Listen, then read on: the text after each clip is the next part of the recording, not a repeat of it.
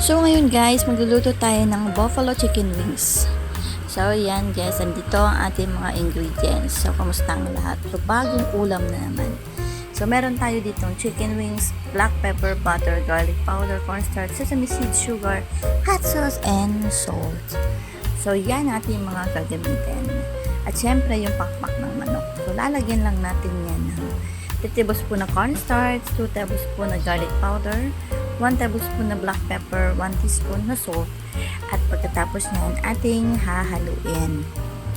So, mas maganda talagang mahalo siya. Siyempre, gamit ang ating malinis na kamay. So, nag-gloves na tayo dyan. Maganda rin guys na matutunan yung mga ganitong klase ng menu. Kasi at least hindi na tayo bibili. Kumbaga anytime, basta meron tayong mga ingredients, pwede tayong gumawa sa bahay natin. Tapos ibabala natin ng 1 hour at lalagyan natin muna ng itlog. And then babad natin ng 1 hour yan. So, mga 1 hour, 2 hours, ganun. Tapos tatakpan lang natin. So after 1 hour, so ito na yun siya guys. So syempre yung gagawin natin, magpapainit tayo ng mantika sa ating kawali o kaserola. Kaserola ginamit ko kasi malalim. So hindi tatalsik yung mantika sa gilid. Maganda rin dito kapag naka-deep frying siya or deep fry kasi talagang lubog na lubog yung chicken ninyo guys or yung pakpak ng manok.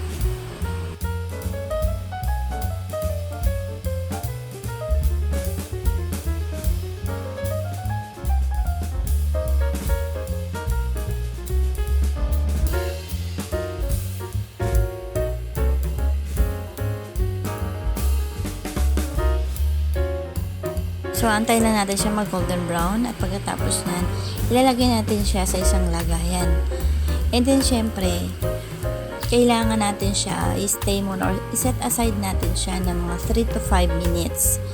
At pagkatapos no, na ma-set aside natin ng 5 minutes o 3 to 5 minutes, ipiprito ulit natin siya para crispy siya, guys. Yan. So, yan, nakita na natin, golden brown na siya. So, set aside natin yan.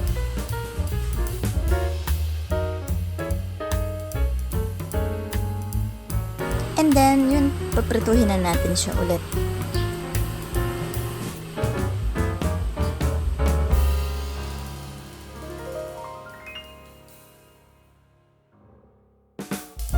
So, yan guys, natapos na natin prituhin lahat ng ating pakpak ng manok.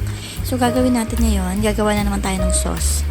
So, ang gagawin natin, kuha lang tayo ng kawali o magsalang tayo sa kawali ng butter. So, depende sa inyo kung anong dami ng butter nyo. Pero yan lang yung nilagay ko. So, tama lang rin naman yung lasa para dyan. At pagkatapos nyan, mimilk lang natin siya sa mahinang apoy. And then, lalagyan natin ng hot sauce. Haluin lang natin. Yan. Dapat mamilk talaga siya ng gusto. At pagkatapos nyan, maglalagay tayo ng garlic powder. And ketchup. Siyempre, lalagyan natin ng ketchup yan.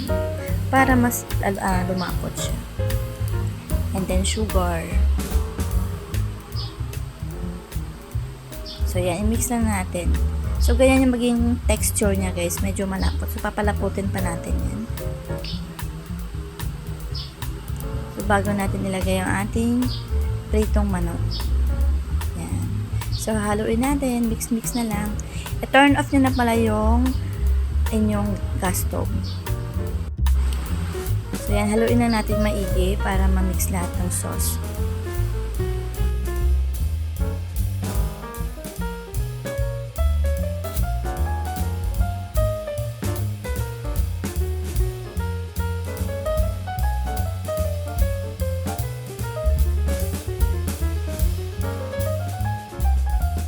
So, maglalagay lang tayo sa ating plato.